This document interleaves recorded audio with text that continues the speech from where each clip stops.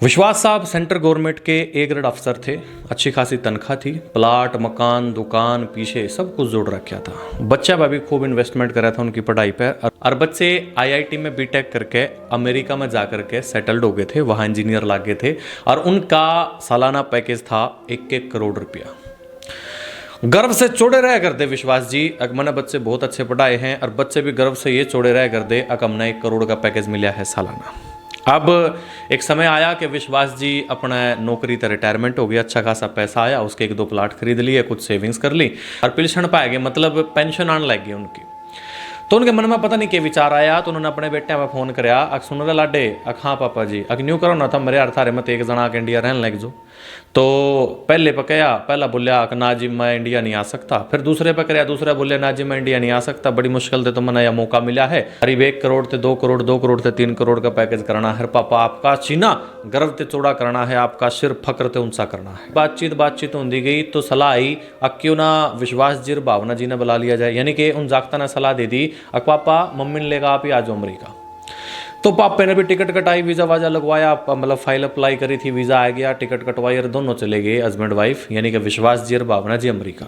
अब कुछ दिन थोड़े रहने के बाद उनका जी नहीं लग गया तो वो बोले कि बेटा हम तो अपने देश में जाकर रहोगे, और हमारा जी लग गया और मोल ही नहीं हमारे वाला।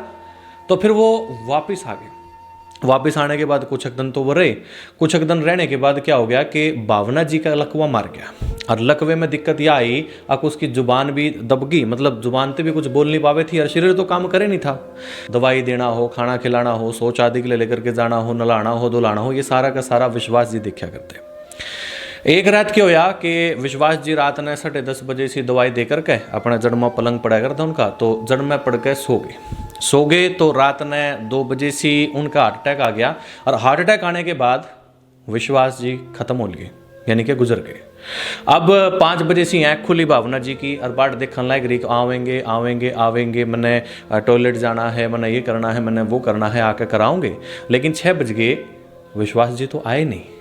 अब जब विश्वास जी आए नहीं तो उनके मन में बहुत सारी चीज़ें चलने लग गई, हालांकि चल फिर तो वो सके नहीं थी, फिर भी उसने बड़ी कोशिश करके आधे पौने घंटे के अंदर अपने आप को बेड के नीचे गिरा लिया और घसीट के उसके पलंग का नहीं गई और पलंग पर जाके देखा तो विश्वास जी मृत पड़े हुए थे, उनकी डेड बॉडी उन्हें दिखी थी, वो मरे हुए थे बेचारे। लाने की कोशिश करी, बोलने की कोशिश करी, बोले तो बेचारी पर जावे नहीं था, फिर कुछ समझ में नहीं आया और रुक के मार सका ऐसा ब्योत नहीं था। क्यों? क्योंकि लकवे ने जीभ दाब रखी थी।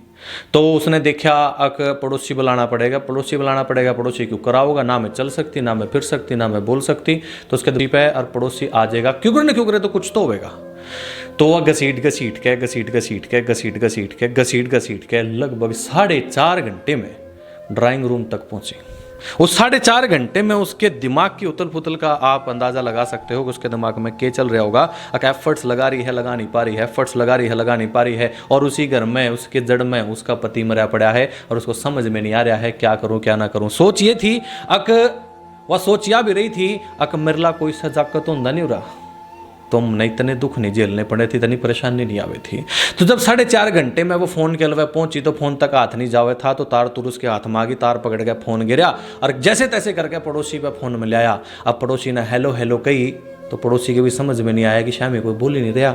जब पड़ोसी ने श्यामी ते हेलो हेलो कही लेकिन श्यामी ते तो कोई आवाज ही नहीं आई तो अपना पड़ोसी एक बात तो समझ गया था, क्योंकि उसने पता था भी पड़ोस का मामला है और आवाज नहीं आई है तो जरूर कुछ गड़बड़ है, क्योंकि घर में और भावना जी का लकवा मार रहा था। तो पड़ोसी वाला आदमी था तो उसने सोचा कि चलो कोई बात नहीं, जाकर देख के आते हैं क्या दिक्कत है क्या नहीं। तो वो कल्ला तो गया नहीं, 2-4 पड़ोसियों ने लेकर के उनके घर गया। उनके घर जाने के बाद देखा पलंग पे विश्वास जी मृत पड़े हैं और भावना जी ड्राइंग रूम में फोन के लवे मृत पड़ी है। और दोस्तों आप लोगों ने बता दूं मैं, पहले तो विश्वास की और फिर भावना की मौत हो गई।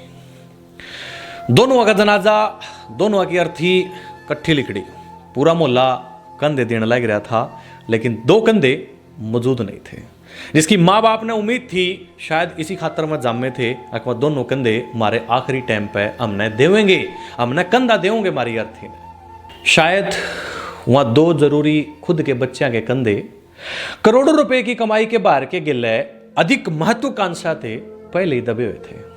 दोस्तों लोग बाग लाया करा है फल के लिए और औलाद पाला करा है बुढ़ापे के लिए, लेकिन स्थिति आप सारी जानो हो।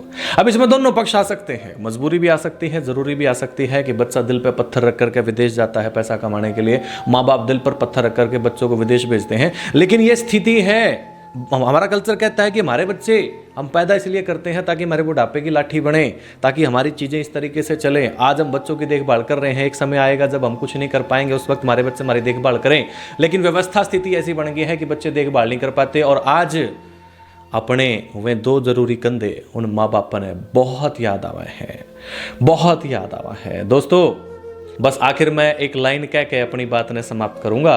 अगजै देश को शिक्षा तो इन बालक ने दो चरण छूने की।